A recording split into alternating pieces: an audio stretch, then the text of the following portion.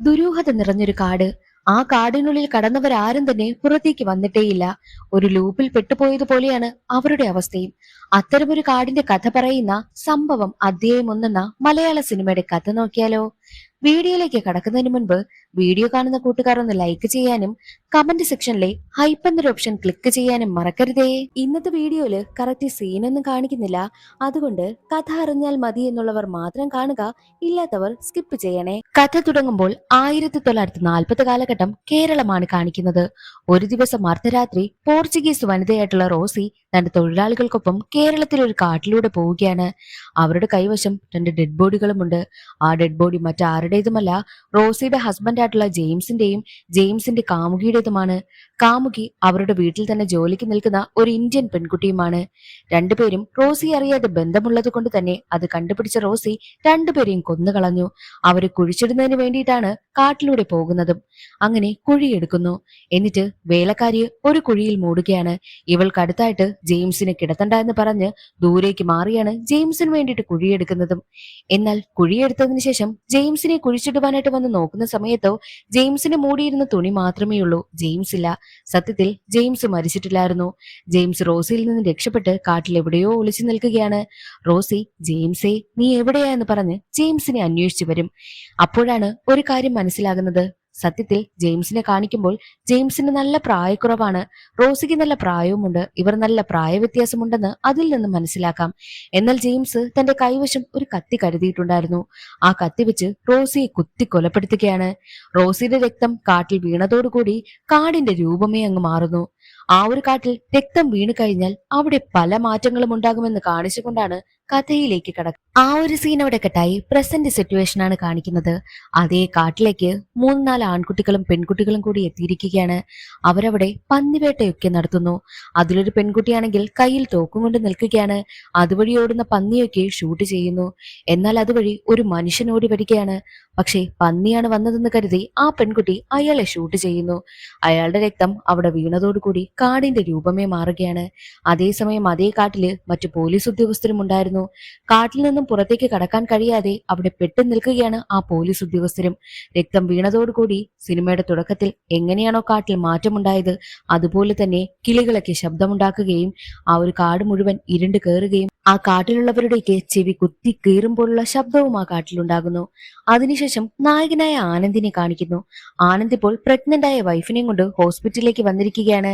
പക്ഷേ വൈഫ് പ്രസവിക്കുവാനായിട്ട് ഇനിയും ദിവസങ്ങളുണ്ടെന്നും ഡോക്ടർ പറയുന്നു. ആനന്ദാണെങ്കിൽ ഒരു പോലീസ് ഉദ്യോഗസ്ഥനാണ്.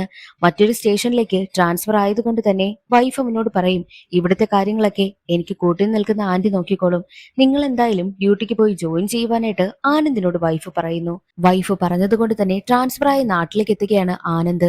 KSRTC ബസ്സിൽ വന്നിറങ്ങിയതിനു ശേഷം പിന്നീട് അങ്ങോട്ട് ജീപ്പിൽ വേണം യാത്ര ചെയ്യാൻ. കാട്ടിലൂടെയാണ് ജീപ്പ് പോകുന്നത്. ആ ഒരു കാട് സിനിമയുടെ തുടക്കത്തിൽ കാണിച്ച അതേ ദുരൂഹത നിറഞ്ഞ കാടിലെ അത് തന്നെയാണ്. അങ്ങനെ ജീപ്പിൽ പോയിക്കൊണ്ടിരുന്ന സമയം തന്നെ അവരുടെ ജീപ്പിന് മുന്നിലേക്ക് ഒരു പോലീസ് ഉദ്യോഗസ്ഥൻ വന്നു വീഴുന്നു. അയാളാണെങ്കിൽ രക്തത്തിൽ കുളിച്ച അവസ്ഥയിലാണ്. ഉടനെ തന്നെ ആനന്ദ് അയാളെ ഹോസ്പിറ്റലിലേക്ക് എത്തിക്കുന്നു. അയാൾക്ക് വലിയ പ്രശ്നമൊന്നുമില്ല എന്ന് പറഞ്ഞതുകൊണ്ട് തന്നെ ആനന്ദ് നേരെ സ്റ്റേഷനിലേക്ക് ജോയിൻ ചെയ്യുവാനായും എത്തും. ആനന്ദിന് എല്ലാ സപ്പോർട്ടുമായി എത്തുന്നത് അവിടെയുണ്ടായിരുന്ന അശോക് എന്ന പോലീസ് ഉദ്യോഗസ്ഥനാണ്. അതേ സമയത്തായിരുന്നു ആനന്ദിന്റെ വൈഫ് പ്രസവിച്ചു പെൺകുഞ്ഞാണെന്നുള്ള കാര്യം ആനന്ദ് അറിയുന്നത്. ആ ഒരു സന്തോഷ വാർത്ത ആനന്ദ് അവിടെയുള്ളവരോടൊക്കെ പറയുന്നു. എന്തായാലും കുഞ്ഞ് ജനിച്ചതല്ലേ, കുറച്ചു ദിവസം ലീവ് എടുക്കുവാനായിട്ടും അശോക് പറയും. അതേ സമയത്തായിരുന്നു സ്റ്റേഷനിലേക്ക് ഒരു കോള് വരുന്നത്. വിളിച്ചത് കോൺസ്റ്റബിൾ ആണ്. കാട്ടിൽ നിന്നും അടയാളം അറിയാൻ കഴിയാത്ത വിധം ഒരു പോലീസ് ഉദ്യോഗസ്ഥന്റെ ഡെഡ് ബോഡി കിട്ടിയെന്നാണ് കോൺസ്റ്റബിൾ പറയുന്നത്. അങ്ങനെ സ്റ്റേഷനിലുള്ള എല്ലാവരും നേരെ സംഭവ സ്ഥലത്തേക്ക് എത്തുന്നു. ആനന്ദ് ക്രോസ് ചെയ്തു വന്ന ആ ഒരു കാടില്ലേ, അവിടേക്ക് തന്നെയാണ് അവർ എത്തിയിരിക്കുന്നത്. അവിടെ കാണുന്ന ഡെഡ് ബോഡിയാണെങ്കിൽ അടയാളം പോലും അറിയാൻ വയ്യാത്ത വിധമാണ് കിടക്കുന്നത്. എന്നാൽ അവിടെ സജിൻ എന്നൊരു പോലീസ് ഉദ്യോഗസ്ഥനുമുണ്ട്. പെട്ടെന്ന് ദേഷ്യം വരുന്ന ക്യാരക്ടറാണ് സജിന്റേത്. ഡെഡ് ബോഡി പോസ്റ്റ്മോർട്ടത്തിന് അയച്ചതിനു ശേഷം പോലീസ് ഉദ്യോഗസ്ഥരൊക്കെ അവിടുന്ന് പോകുവാനായി ഇറങ്ങുന്ന സമയത്തായിരുന്നു ആനന്ദിന്റെ കയ്യിലിരുന്ന വോക്കി ടോക്കിയിൽ നിന്നും ശബ്ദങ്ങൾ കേൾക്കുന്നത്. ആനന്ദ് വരുന്ന സമയത്ത് ഒരു പോലീസ് ഉദ്യോഗസ്ഥനെ ഹോസ്പിറ്റലിൽ അഡ്മിറ്റ് ആക്കിയല്ലോ. ആ ഉദ്യോഗസ്ഥന്റെ കയ്യിലിരുന്ന വാക്കി ടോക്കി ഇപ്പോൾ ആനന്ദിന്റെ കൈവശമാണ് ഇരിക്കുന്നത്. ആ വാക്കി ടോക്കിയിൽ നിന്ന് കേട്ട ശബ്ദം സ്റ്റീഫൻ എന്ന പോലീസ് ഉദ്യോഗസ്ഥന്റേതാണ്. ആ പോലീസ് ഉദ്യോഗസ്ഥൻ പറയുന്നത്, ഞാൻ കാട്ടിൽ പെട്ടുപോയിരിക്കുക. എന്റെ കാലിലും വലിയ മുറിവുണ്ട്. എനിക്ക് രക്ഷപ്പെടാൻ കഴിയുന്നില്ല. എനിക്കൊരു ഇഞ്ച് പോലും നടക്കാൻ കഴിയില്ല. എന്നെ വന്ന് രക്ഷിക്കണമെന്ന് പറഞ്ഞാണ് സ്റ്റീഫൻ കരയുന്നത്. സ്റ്റീഫൻ ഒരു തമിഴ്നാട് പോലീസ് ഉദ്യോഗസ്ഥനാണ്. ഉടനെ തന്നെ ആനന്ദും സജിനും അശോകും ചേർന്ന് കാടിനുള്ളിലേക്ക് പോകുന്നു. ഏകദേശം ദുരൂഹത നിറഞ്ഞതുപോലുള്ള ഒരു കാടായിരുന്നു അത്. മാത്രവുമല്ല, സ്റ്റീഫൻ എവിടെയാണ് ഉള്ളതെന്നുള്ള കാര്യം കറക്റ്റ് ലൊക്കേഷനും പറഞ്ഞു കൊടുക്കുകയാണ്. കാടിന്റെ ഒത്ത നടുക്കായിട്ട് കാക്കയുടെ ശില്പമുള്ള ഒരു അമ്പലമുണ്ട്. അതിന് പിന്നിലായിട്ടാണ് താൻ ഉള്ളതെന്നും സ്റ്റീഫൻ പറഞ്ഞു കൊടുക്കുകയാണ്. അങ്ങനെ ആനന്ദും സജിനും അശോകനും ചേർന്ന് അവിടേക്ക് എത്തുകയാണ്. കാക്കയുടെ ശിലയുള്ള ആ ഒരു പ്രദേശം കാണുമ്പോൾ തന്നെ സജിൻ എന്തൊക്കെയോ ദുരൂഹത പോലെ തോന്നുന്നു. എനിക്കെന്തോ ശരിയായി തോന്നുന്നില്ല. നമുക്കിവിടെ നിന്ന് പോകാം. തമിഴ്നാട് പോലീസ് ഉദ്യോഗസ്ഥനല്ലേ, അവിടെയുള്ള പോലീസുകാർ തന്നെ വന്ന് രക്ഷിക്കട്ടെന്നാണ് സജിൻ പറയുന്നതും. എന്നാൽ ആനന്ദ് പറയുന്നതോ, നമ്മൾ പോലീസുകാരല്ലേ, എന്തിനാ പേടിക്കുന്നത്, നമ്മൾ പോലീസുകാരല്ലേ, നമുക്ക് പോയി സ്റ്റീഫനെ രക്ഷിക്കണമെന്നും ആനന്ദ് പറയുന്നു. അങ്ങനെ ആനന്ദ് കൂട്ടനും കാക്കയുടെ ശില്പത്തിനടുത്ത് വന്ന് നിൽക്കുകയാണ്. സ്റ്റീഫനെ കോണ്ടാക്ട് ചെയ്തിട്ട് നിങ്ങൾ എവിടെയാണ് ഉള്ളതെന്നും ചോദിക്കുന്നു. കാക്കയുടെ ശില്പത്തിനടുത്തുള്ള ഒരു മരത്തിനടിയിലാണ് താനുള്ളതെന്നും സ്റ്റീഫൻ പറയും. എന്നാൽ സജിൻ ആകെ സംശയം. സജിൻ പറയുന്നത്, എനിക്ക് തോന്നുന്നത് ഇതെന്തോ ട്രാപ്പാണെന്നാണ്. സ്റ്റീഫൻ വർക്ക് ചെയ്യുന്ന സ്റ്റേഷനിൽ വിളിച്ചിട്ട് ഇങ്ങനൊരാൾ അവിടെ വർക്ക് ചെയ്യുന്നുവെന്ന് നമുക്ക് കൺഫേം ചെയ്യാമെന്ന് സജിൻ പറയുമ്പോൾ ആനന്ദം അതൊരു നല്ല ഐഡിയ ആണെന്ന് ചിന്തിക്കുന്നു. അങ്ങനെ സ്റ്റീഫൻ വർക്ക് ചെയ്യുന്ന പെരുമല എന്ന പോലീസ് സ്റ്റേഷനിലേക്ക് വിളിച്ചിട്ട് സ്റ്റീഫൻ എന്നൊരു പോലീസ് ഉദ്യോഗസ്ഥൻ അവിടെ ഉണ്ടോ എന്ന് അന്വേഷിക്കുമ്പോൾ ആ ഒരു പേരിൽ ഇവിടെ ഒരു പോലീസ് ഉദ്യോഗസ്ഥനും ഇല്ല എന്ന് പറഞ്ഞിട്ടാണ് കോള് കട്ട് ചെയ്ത് കളയുന്നതും. അത് കേട്ട് അവർക്ക് ആകെ കൺഫ്യൂഷൻ ആവുന്നു. എന്നാൽ സ്റ്റീഫൻ പറയുന്നത്, സത്യമാ, ഞങ്ങളെ വിശ്വസിക്ക്, ഞങ്ങളൊരു 3-4 പേര് ഗ്യാങ് ആയിട്ടാ വന്നത്. ഞങ്ങളൊരു കുറ്റവാളിയും കൊണ്ട് വന്നതാ. ഈ കാട്ടിലൂടെ പോകുന്ന സമയത്താണ് കുറ്റവാളി രക്ഷപ്പെട്ട് ഈ കാടിനുള്ളിലേക്ക് ഓടിയത്. കുറ്റവാളികളെ പിടികൂടുവാനായി വരുന്ന വഴിയിലാണ് കാട്ടിൽ വെച്ച് ഞങ്ങൾ പെട്ടുപോയതെന്നും എന്നെ വിശ്വസിക്കണമെന്നും സ്റ്റീഫൻ പറയുന്നു. എന്താണ് സംഭവിച്ചതെന്നാൽ സത്യത്തിൽ സ്റ്റീഫൻ, പീറ്റർ, മുത്തുവേൽ എന്ന കോൺസ്റ്റബിൾ ഇവർ 3 പേരും ചേർന്ന് 3 കുറ്റവാളികളെ കൊണ്ട് പോവുകയായിരുന്നു. എന്നാൽ ഈ കാടിന്റെ ഒത്ത നടുക്ക് വെച്ച് 3 കുറ്റവാളികളും കാടിനുള്ളിലേക്ക് രക്ഷപ്പെട്ടു പോയി. അവരെ പിടികൂടുവാൻ വേണ്ടിയിട്ടാണ് 3 പോലീസ് ഉദ്യോഗസ്ഥരും കാടിനുള്ളിലേക്ക് വന്നതും അവർ 3 പേരും അവിടെ പെട്ടുപോയതും. ഇപ്പോൾ കൂടെയുള്ളവരെ ഒന്നും കാണുന്നില്ല എന്നുള്ള കാര്യവും സ്റ്റീഫൻ പറയുന്നു. സ്റ്റീഫൻ നടന്ന കാര്യങ്ങളെല്ലാം വോക്കി ടോക്കി വഴിയാണ് പോലീസ് ഉദ്യോഗസ്ഥരോട് സംസാരിക്കുന്നതും. പിന്നെ എന്തുകൊണ്ടായിരിക്കാം പെരുമലൈ പോലീസ് സ്റ്റേഷനിൽ വിളിച്ചപ്പോൾ ഇങ്ങനൊരു പോലീസ് ഉദ്യോഗസ്ഥനെ അവിടെ ഇല്ല എന്നവർ പറഞ്ഞതെന്നും ആ പോലീസ് ഉദ്യോഗസ്ഥർ സംശയിക്കുന്നു. ഉടനെ തന്നെ അശോകനാണെങ്കിൽ വീണ്ടും പെരുമലൈ പോലീസ് സ്റ്റേഷനിലേക്ക് വിളിക്കും. നിങ്ങളുടെ സ്റ്റേഷനിൽ നിന്നും കുറ്റവാളികളെ പിടികൂടുവാനായിട്ട് കാട്ടിലേക്ക് വന്ന 3 പോലീസ് ഉദ്യോഗസ്ഥർ കാട്ടിൽ പെട്ടുപോയി.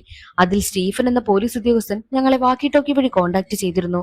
സ്റ്റീഫൻ, പീറ്റർ, പിന്നെ മുത്തുവേൽ എന്ന കോൺസ്റ്റബിൾ എന്നിങ്ങനെ 3 പേരാണല്ലോ പെട്ടുപോയത്.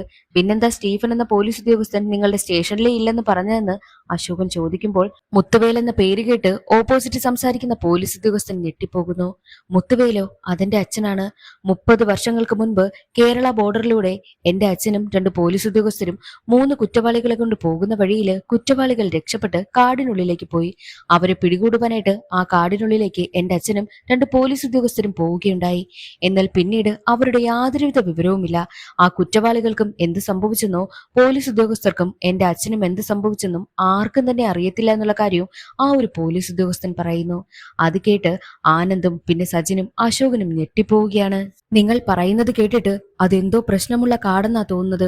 എത്രയും വേഗം ആ കാട്ടിൽ നിന്ന് നിങ്ങൾ പുറത്തേക്ക് വരുന്നതാണ് നല്ലതെന്നും പറഞ്ഞിട്ടാണ് പോലീസ് ഉദ്യോഗസ്ഥൻ കോള് കട്ട് ചെയ്ത് കളയുന്നത്.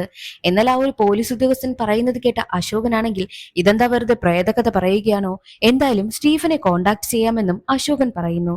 അങ്ങനെ വാക്കി ടോക്കി വഴി സ്റ്റീഫനെ കോണ്ടാക്ട് ചെയ്യുകയാണ്.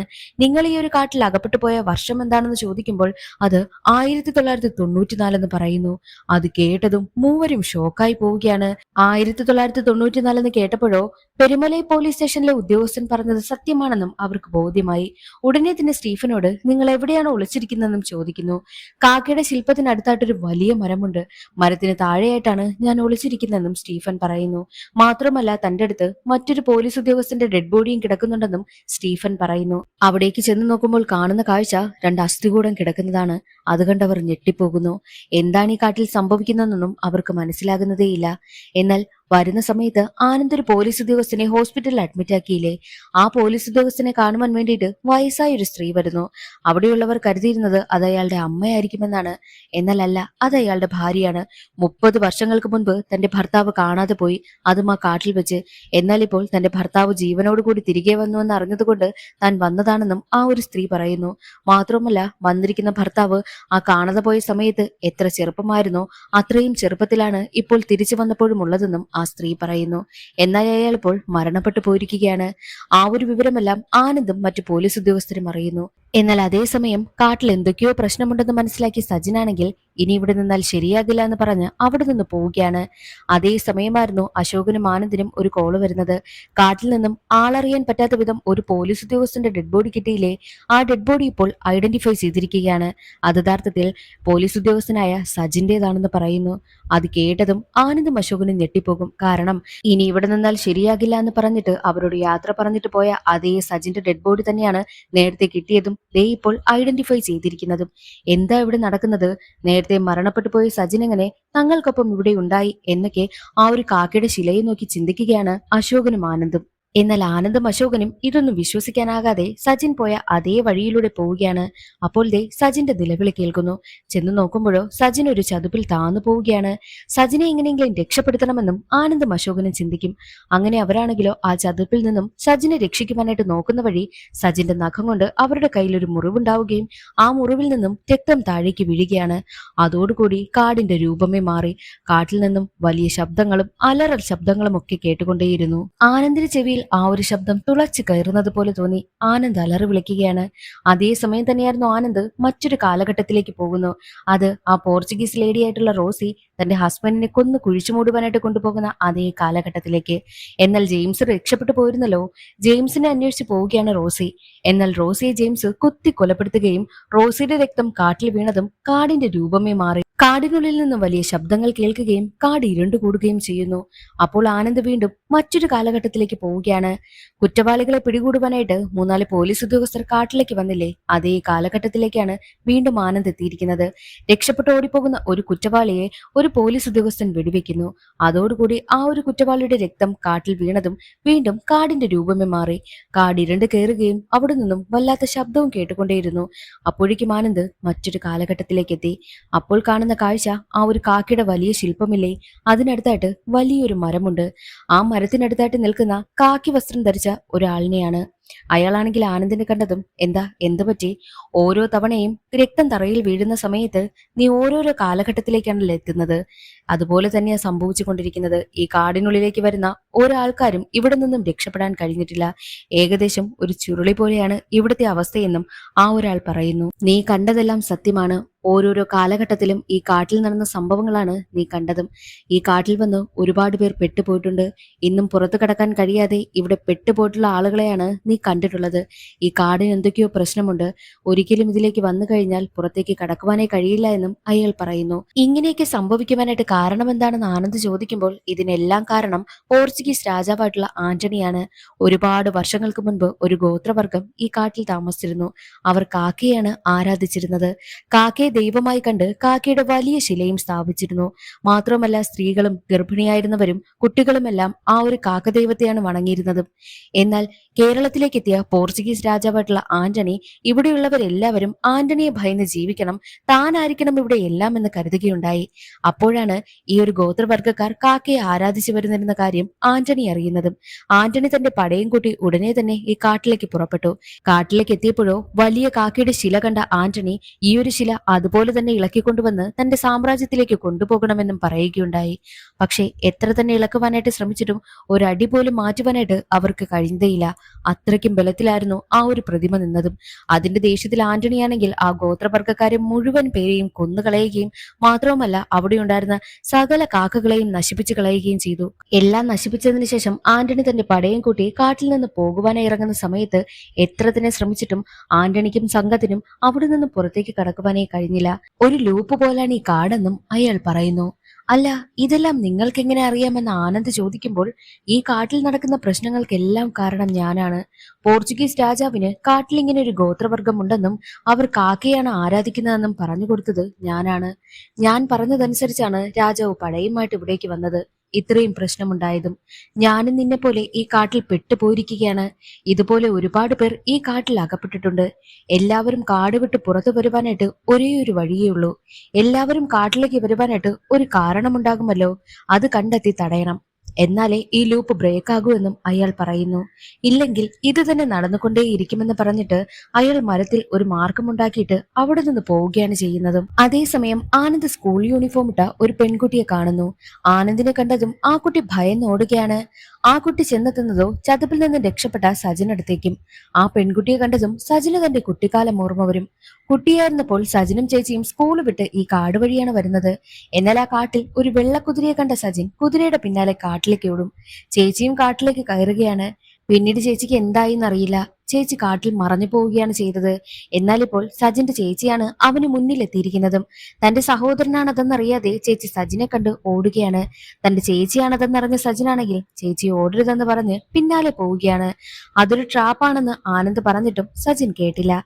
സജിനെ ആരോ ഷൂട്ട് ചെയ്യുകയും ചെയ്തു. അത് സത്യത്തിൽ സിനിമയുടെ തുടക്കത്തിൽ കാട്ടിൽ വേട്ടയ്ക്കെത്തിയ പയ്യന്മാരും പെൺകുട്ടികളുമില്ലേ, അതിലൊരു പെൺകുട്ടി ഒരാളെ ഷൂട്ട് ചെയ്തതായിട്ടും കാണിച്ചു. അത് മറ്റാരെയുമല്ല, സജിനെയായിരുന്നു. അങ്ങനെയാണ് സജിൻ മരിച്ചതും. സജിന്റെ ബ്ലഡ് വീണതും കാക്കയുടെ കരച്ചിൽ കേൾക്കുന്നു. കാടിന്റെ രൂപമേ മാറുകയാണ്. ആനന്ദ് അടുത്തൊരു കാലഘട്ടത്തിലേക്കും എത്തുന്നു. സ്റ്റീഫനും ഗ്യാങ്ങും കാട്ടിൽ കുറ്റവാളികളെ പിടികൂടുവാനായി പോകുന്ന കാലഘട്ടത്തിലേക്കാണ് ആനന്ദ് എത്തിയിരിക്കുന്നതും. സ്റ്റീഫനെ കണ്ട ആനന്ദ് ഞെട്ടിപ്പോവുകയാണ്. ദയവ് ചെയ്ത് ആരെയും ഷൂട്ട് ചെയ്യരുത്, ബ്ലഡ് വീണാലുണ്ടാകുന്ന പ്രശ്നവും പറഞ്ഞു കൊടുക്കുകയാണ്. ഈ കാടൊരു ലൂപ്പാണെന്നും അതുകൊണ്ട് എത്രയും വേഗം ഇവിടെ നിന്നും രക്ഷപ്പെട്ടു പോകണമെന്നും ആനന്ദ് പറയുന്നു. അതൊന്നും സ്റ്റീഫൻ വിശ്വസിക്കില്ല. ഇന്ന് നിങ്ങൾ ഈ കാട്ടിൽ നിന്ന് രക്ഷപ്പെട്ടില്ല എന്നുണ്ടെങ്കിൽ നിങ്ങൾക്ക് ജനിക്കാൻ പോകുന്ന മകനെ നിങ്ങൾക്ക് കാണാൻ കഴിയില്ല എന്നും ആനന്ദ് സ്റ്റീഫനോട് പറയുന്നു. അതെങ്ങനെ നിനക്കറിയാമെന്ന് ചോദിക്കുമ്പോൾ ഉടനെ തന്നെ ആനന്ദ് തന്റെ പേഴ്സിലുണ്ടായിരുന്ന ID കാർഡ് എടുത്ത് കാണിക്കുന്നു. ആനന്ദിന്റെ ഡേറ്റ് ഓഫ് ബർത്ത് അതിൽ കൊടുത്തിട്ടുണ്ട്. മാത്രമല്ല ആനന്ദ് തന്റെ അച്ഛന്റെ ഫോട്ടോയും കാണിച്ചു കൊടുക്കുകയാണ്. അവിടെയാണ് കഥയിലൊരു ട്വിസ്റ്റ്. ആനന്ദിന്റെ അച്ഛൻ മറ്റാരുമല്ല, ഈ നിൽക്കുന്ന സ്റ്റീഫൻ തന്നെയാണ്. അന്നാണ് ആനന്ദ് ജനിക്കാൻ പോകുന്നതും.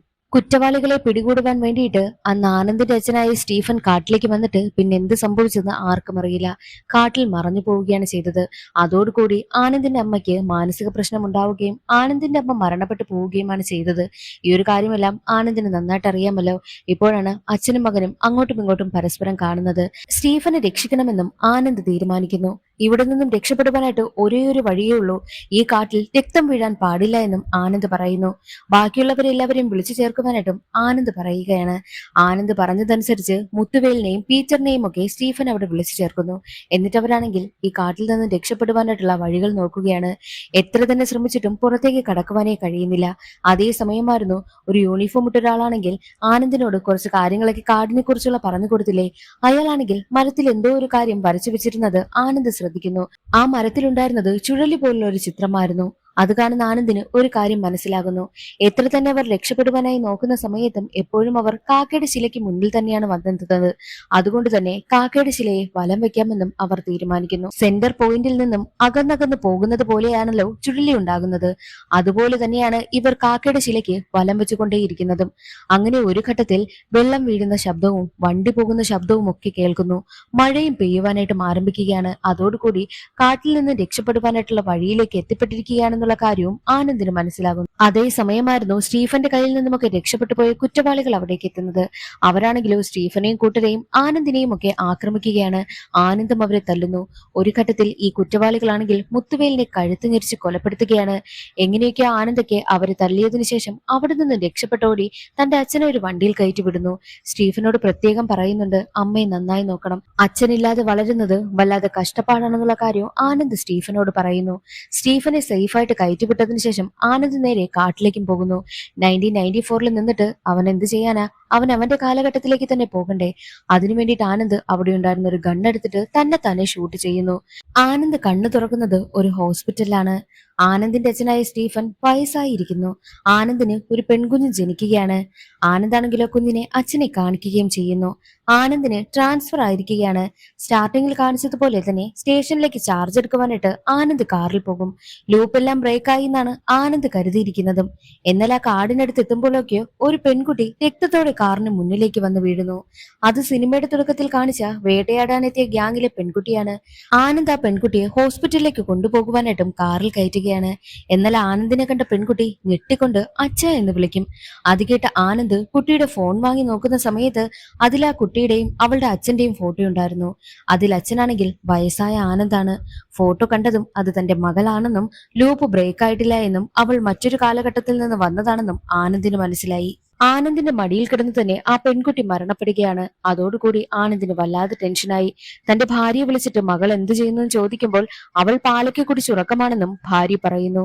അതേസമയം തന്നെ കാറിൽ പോകുന്ന വഴിയിൽ അതേ കാട്ടിനകത്തായിട്ട് വെള്ള കുതിരയ്ക്ക് മുകളിൽ അലക്സാണ്ടർ ഇരിക്കുന്നതായിട്ടും ആനന്ദ് കാണുന്നു. കുതിരയുടെ പുറത്തിരിക്കുന്ന അലക്സാണ്ടറിനെ കാണുന്ന ആനന്ദിന് ഒരു കാര്യം ഓർമ്മ വരുന്നു. കാട്ടിൽ വെച്ച് ഒരു യൂണിഫോം ഇട്ട ആളിനെ കണ്ടില്ലേ? അയാൾ അന്ന് ആനന്ദിനോട് ഒരു കാര്യം പറഞ്ഞിരുന്നു. ഈ ലൂപ്പ് ബ്രേക്ക് ആകണമെങ്കിൽ ഒരേ ഒരു വഴിയേ ഉള്ളൂ. അത് ഇതെല്ലാം തുടങ്ങാനായിട്ട് കാരണമായ ആ ഒരു സ്റ്റാർട്ടിങ്ങിലെ അത് കണ്ടെത്തി തടയണമെന്ന്. അയാൾ ഉദ്ദേശിച്ച കാര്യം എന്താണെന്നുള്ള കാര്യം ആനന്ദിന് മനസ്സിലായി. അലക്സാണ്ടർ ആ ഒരു കാടിനുള്ളിലേക്ക് വന്നത് കൊണ്ടാണല്ലോ ഗോത്രവർഗക്കാരെയും അവരാരാധിക്കുന്ന കാക്കകളെയും അലക്സാണ്ടർ നശിപ്പിച്ചു കളഞ്ഞത്. അപ്പോൾ അത് നടക്കാതെ നോക്കണമെന്നും ആനന്ദ് തീരുമാനിക്കുന്നു.